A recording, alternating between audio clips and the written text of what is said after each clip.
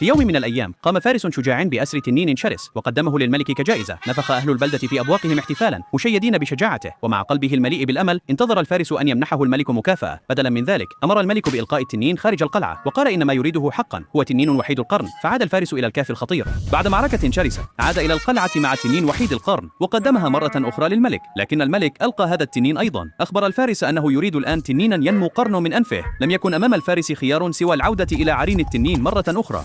عندما أحضر في النهاية تنينا عملاقا قدم الملك شرطا آخر، قال إنه يريد الآن تنينا له نابان حدان. وافق الفارس على مضض وانطلق إلى الكهف مرة أخرى، ولكن في كل مرة يعود فيها مع تنين كان الملك يغير رأيه في اللحظة الأخيرة. في النهاية كان الفارس قد ذبح تقريبا كل التنين. لم يعد لدى سكان البلدة القوة لنفخ أبواقهم، وكان الفارس نفسه مغطى بالجروح. ومع ذلك هزم التنين الأخير. عندما رأى ابتسامة الملك بدا أن كل تعبه قد تلاشى في لحظة، ولكن في اللحظة التالية غير الملك رأيه مرة أخرى. قال إنه لم يعد يريد تنينا أخضر، والآن يطلب تنينا أحمر.